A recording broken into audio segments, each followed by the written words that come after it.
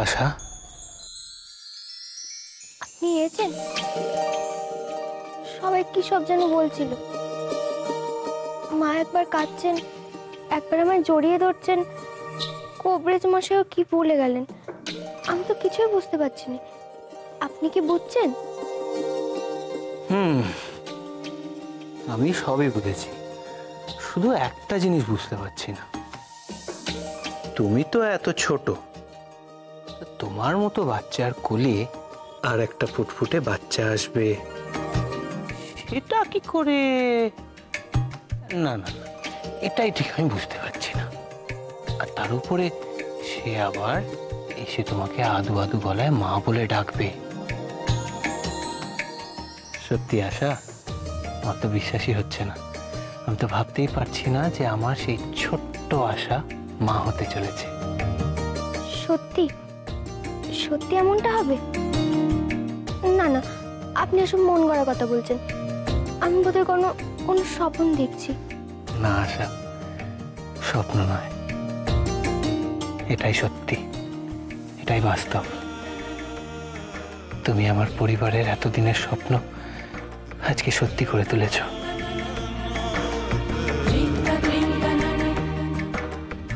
আজ যে আমার কি আনন্দ হচ্ছে আশা, সেটা আমি তোমায় বলে বোঝাতে পারবো না। আচ্ছা আশা, তুমি কি চাও, ছেলে না মেয়ে? আগে আপনি বলুন। আমি আমি তো মেয়েই চাই। তোমার মতো ফুটফুটে সুন্দর একটা মেয়ে হবে আমাদের, সারা বাড়িময় দৌড়ে বেড়াবে। আর শুধু তাই নয়, সে আদু আদু গলায় আমায় বাবা বলে ডাকবে। আমি কলেজ থেকে ফেরা মাত্র দৌড়ে এসে আমার কোলে উঠে পড়বে।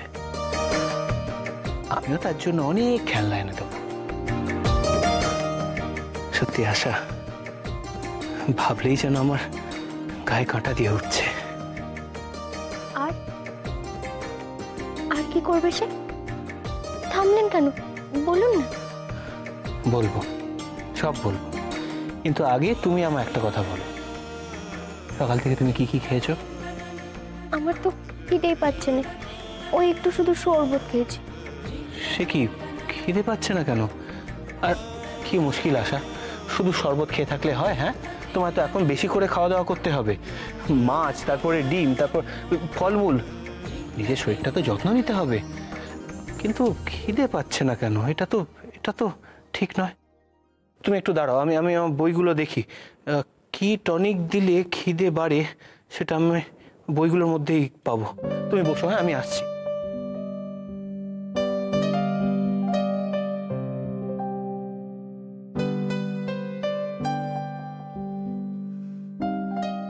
কিরে বালি, সকাল থেকে কিছু খাসনি শুনলাম। এই সময় না খেয়ে থাকলে চলে? নে, লক্ষ্মী মেয়ের মতো খেয়ে নে। আমার এখন খেতে ইচ্ছে করছে না বালি। বালি, নতুন অতিথি আসবে, তার কথা তো তোকেই ভাবতে হবে বল। এখন তুই যদি উপোস দিয়ে থাকিস তাহলে তো তারও খাওয়া ছুটবে না। নে বালি, খেয়ে নে। না, হবে না সত্যি।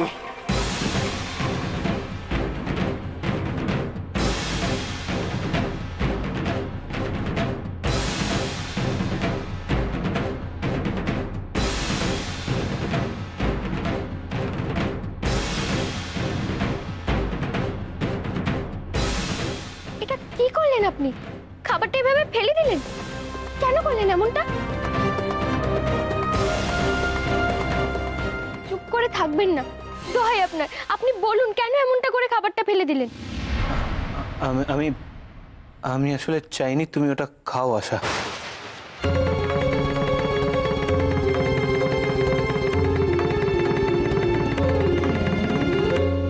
কেন?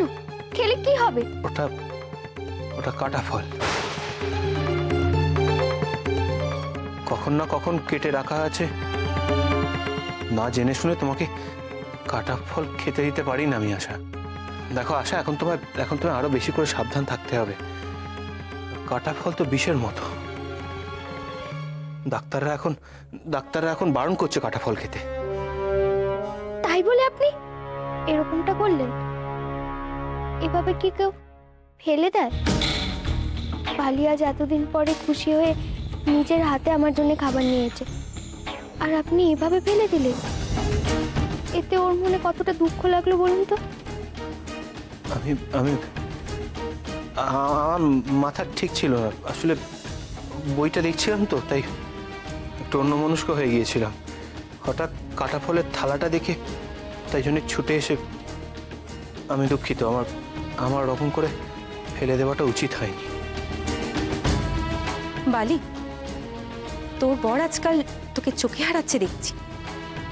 ভালো ভালো, বেশ ভালো। তোর আর মহেন্দ্রবাবুর সন্তান, এই পরিবারের বংশধর। তা সাবধান হওয়াটাই ভালো। ভবিষ্যতে আমাকেও একটু সাবধান হয়ে কাজ করতে হবে। আজকে একটু ভুল করে ফেলেছি জানিস, কিন্তু ভবিষ্যতে আর কোনো ভুল করব না।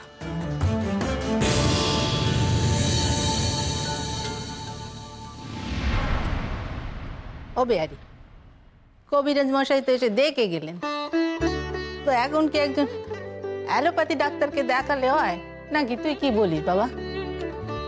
না, ওই একজন সাহেব ডাক্তার। দিদি, বলছিলাম সাহেব ডাক্তার? না না বেজবো, এখন আর অত বাজ বিচার করবে না। দেখো, মইনের ছেলে হবে, আমি কোনো ত্রুটি রাখতে চাইনি না। মা, তুমি শুধু শুধু এত চিন্তা করছো। এইসবের এখন কোনো দরকার নেই। এটা তো কোনো অসুখ নয়, এটা স্বাভাবিক ব্যাপার। আর কবিরাজ অভিজ্ঞ মানুষ, উনি যা বলেছেন ঠিক বলেছেন। আর বউঠানে দেখাশোনা করবার জন্য যেটুকু বিদ্যে বুদ্ধি দরকার, তার জন্য আমি আর মহিন্দা তো আছি। পরে প্রয়োজন পড়লে না হয় আমরা অন্য ডাক্তার দেখিয়ে নেব। হ্যাঁ রে বেহারি, চুনিকে কি এখন খালি শুয়েই থাকতে হবে নাকি? মানে ঘরের কাজকর্ম, হাঁটা চলা, অন্তত ওই রাধা মাধবের পুজোটুকু কিছু করতে পারবে না? কাকিমা, স্বাভাবিক কাজকর্মের মধ্যে থাকাই তো ভালো, ভারী কাজ না করলেই হলো। আর কবিরাজ মশাই ঠিকই বলেছেন, বৌঠানের শরীরটা এখন একটু দুর্বল। তার তার বেশ কিছুদিন ভালো খাওয়া দাওয়া আর বিশ্রামের দরকার। বড়মা, নকুল এসেছিস? হ্যাঁ রে, পত্তরখানা ঠিকঠাক দিয়েছিস তো? তা অনুকূল বাবু কি বললেন কি? ওনারা তো খবরটা পেয়ে আহ্লাদে আটখানা, আমাকে পেট ভরে মিষ্টি খাওয়ালেন, আবার 2 টাকা বকশিসও দিলেন, আর এই পত্রখানা পাঠিয়েছেন। পাঠিয়েছে? ঠিক আছে, তুই যা এখন বিশ্রাম নে, অনেক কাটাকাটনি করেছিস তুই। ও বেহারি, দেখ তো পত্রখানা কি লিখেছেন, দেখ একবার।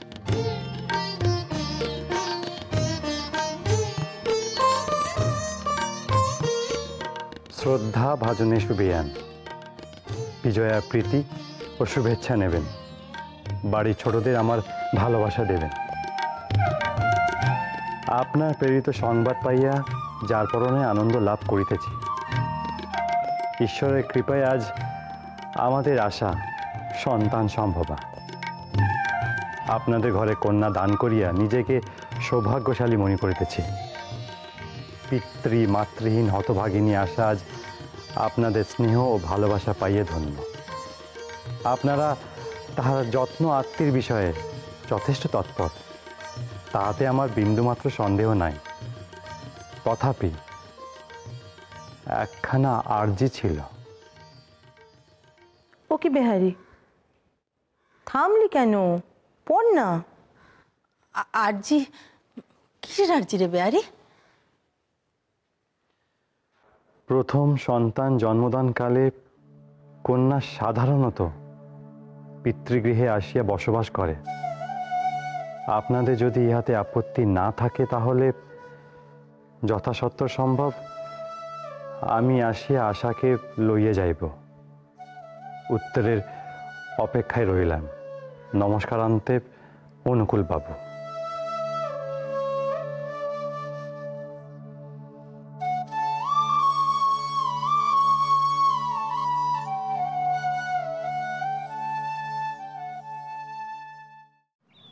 ও ফুলু, ফুলু রে, আমার শরীর কেমন অস্থির অস্থির করছে রে ফুলু। গা হাত পা কেমন ঢিলে ঢিলে হয়ে আসছে। মাথা ঘোরাচ্ছে, বুক ধড়ফড় করছে পুলু। এ আমার কি স্বপ্নে শুনো বল দেখি, ভাবি শুধু কি বল দেখি, এ বাপ মা কেন এ সংসারে বিয়ে দেবার আগে আমার হাত পা বেঁধে জলে ফেলে দিলেন না কেন?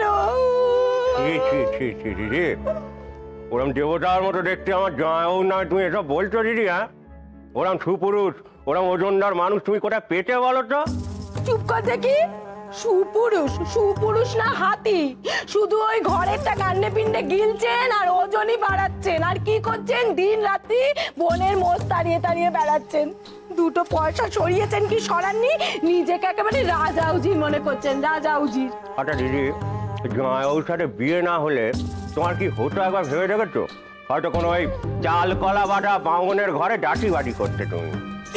সেও ভালো ছিল রে বলু, তার তো তুমি নিজের রোজগার পাতি থাকতো, এমন ভাবে ভাই আর ভাইয়ের বউয়ের হাত তোলা হয়ে থাকতে হতো না, তাই না?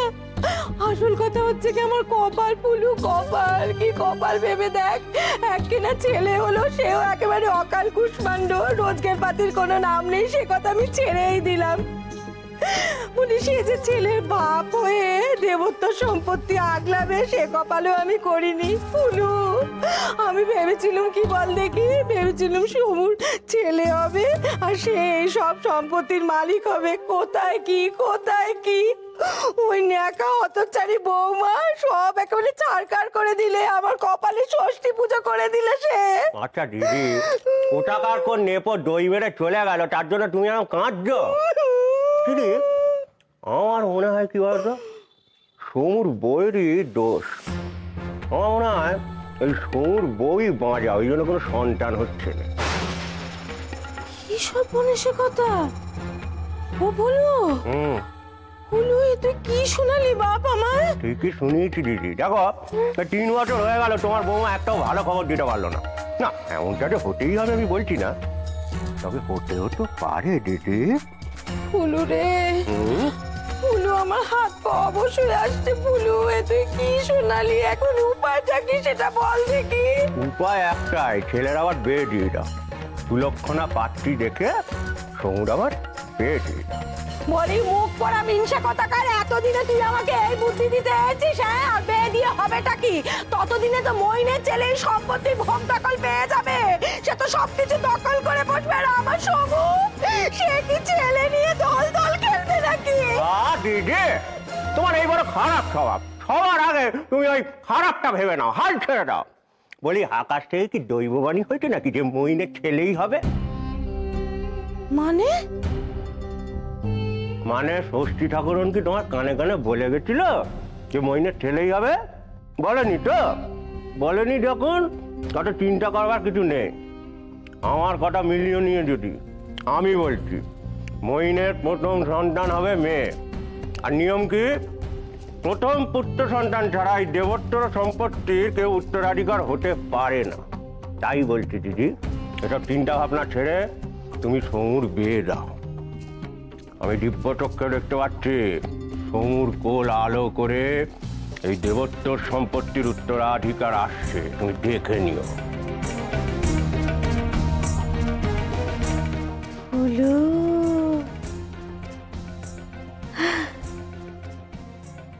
ব্যাস, তাহলে আর কি, বৌঠানের জিনিসপত্র বাঁধাচাঁদা করো আর একটা শুভ দিন দেখে ওনাদের খবর দাও।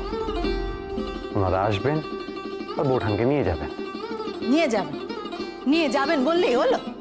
কেন রে, মেয়েটাকে কি আমরা খেতে পড়তে দিইনি নাকি তাকে দিয়ে খাটাই? নাকি ওই পোয়াতি মেয়েটার উপর আমাদের কোনো মায়া মমতা নেই? দিদি, ও বাড়িতে চুনিকে পাঠানোর ব্যাপারে আমারও মত নেই, কিন্তু সেই কবে থেকে এই নিয়মিত চলে আসছে। অনুকূল বাবুকেও তো দোষ দেওয়া যায় না।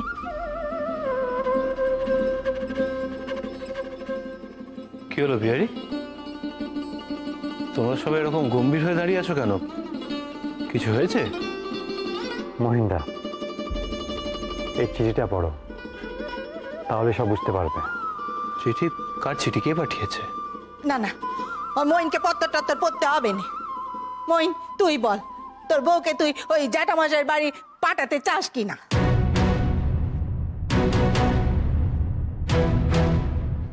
আশার জ্যাঠামশাইয়ের বাড়ি? কেন, কি হয়েছে? কাকিমা, মহিন্দা বুঝতে পারছে না, তুমি একটু বুঝিয়ে বলো। আসলে মইন, মেয়েরা প্রথমবার পোয়াতি হলে তাদের বাপের বাড়ি গিয়ে থাকাই নিয়ম। তাই অনুকূলবাবু আমাদের অনুমতি চেয়ে পাঠিয়েছেন। না না না, ওইসব নিয়ম টিয়ম মেনে কি হবে শুনি? হ্যাঁ, পোয়াতির যত্ন হচ্ছে কি হচ্ছে না সেটি হচ্ছে আসল কথা।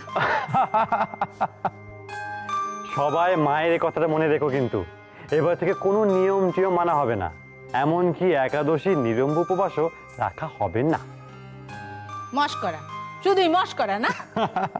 সে তোরা যতই মস্করা কর, আমি বৌমাকে কাজচারা করতে পারবো না। একদিনও তার মুখ না দেখে আমি থাকতে পারবো না, আমি বলে রাখলুম।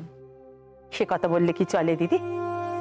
চুনির জ্যাঠা জ্যাঠাইমারও তো একটা দায়িত্ববোধ আছে, কর্তব্যবোধ আছে, তারাই বা মানবেন কেন?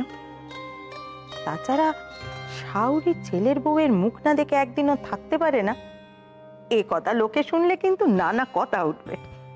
তখন তুমি কাকে বুঝ দেবে শুনি? এত কথা বলার তো কোনো দরকার নেই কাকিমা, একটা সামান্য কথা বললেই পুরোটা মিটে যায়।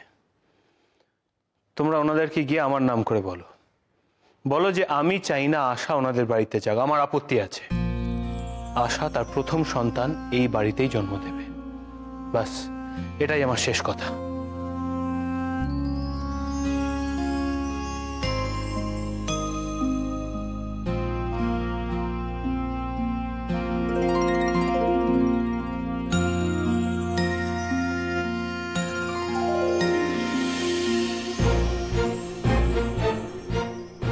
দূর, এরকম একভাবে শুয়ে থাকা যায় নাকি? জ্বর নেই, জ্বালা নেই, কখন থেকে একভাবে শুয়ে রয়েছি। আর এই শাড়িটা, এটাও কত ভিজছে, কখন থেকে এক কাপড়ে রয়েছি। বড্ড গরমও লাগছে, যাই কি একটু গাটা ধুয়ে আসি।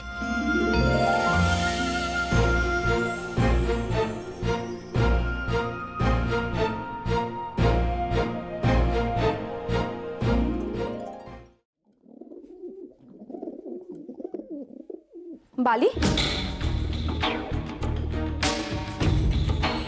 কিরে বালি, তুই তুই একা একা কোথায় যাচ্ছিস? কেন বালি, কি হয়েছে? আমার আসলে একটু গরম লাগছিল, তাই ভাবলুম কল ঘরে গিয়ে একটু গাটা ধুয়ে আসি। আচ্ছা, গা ধুতে যখন যাচ্ছিস তখন একা একা কেন যাচ্ছিস? কবিরাজ মশাই তোকে কি বলেছে শুনিসনি? কটা দিন বিশ্রাম নিতে বলেছেন। আর স্নান ঘরে তো এমনি পেছল, পড়ে গেলে আরেক বিপত্তি বাঁধবে। আচ্ছা, তুই যখন যাচ্ছিস তখন কাউকে ডেকে নিলি না কেন? তাতে কি হয়েছে বালি? সুস্থ সবল মানুষ, একটু চলাফেরা করব, তার জন্য বুঝে বাড়ির সকলকে ব্যস্ত করব? দেখ বালি, তুই প্রথমবার মা হতে চলেছিস, এর আগে কোনো অভিজ্ঞতা তোর নেই। এই সময়টা না খুব সাবধানে থাকতে হয়, এই বিশেষ করে প্রথম দিকের মাস কটা আর শেষ দিকের কয়েকটা মাস। এই তো তুই আজকে পড়ে গেলি, ভাগ্যিস তোর কোনো অঘটন ঘটেনি। এখন যে তোর শুধু নিজের কথা ভাবলে চলবে না বালি, তোর শরীরের ভেতর যে আরেকজন রয়েছে তার কথা তো তোকেই ভাবতে হবে। তাই এখন থেকে তোকে খুব সাবধানে চলাফেরা করতে হবে, যাতে তোর বাচ্চার কোনো ক্ষতি না হয়। আচ্ছা বালি, বেশ, আমি এবার থেকে আরো সাবধানে চলাফেরা করব। চল বালি, আমি তোকে স্নান ঘরে নিয়ে যাই। দাঁড়াও, কোথায় যাচ্ছ তুমি? আমি আসলে চান করে একটু গা ধুতে যাচ্ছিলাম। অসাধারণ, তোমার গা ধোয়াটা এত জরুরি হয়ে গেল কি করে? হ্যাঁ, কিছুক্ষণ অপেক্ষা করতে পারলে না? আমি তো চলেই আসছিলাম, আমার সঙ্গে যেতে পারতে। খবরদার আশা, খবরদার, কিন্তু তুমি এইভাবে যখন তখন একা একা ঘর থেকে বেরিয়ে যাবে না। আপনি কোনো চিন্তা করবেন না, বালি তো আমার সাথে যাচ্ছে। না থাক, কারো যাওয়ার দরকার নেই। আমি যখন এসে গেছি তখন আমি তোমাকে নিয়ে যেতে পারবো।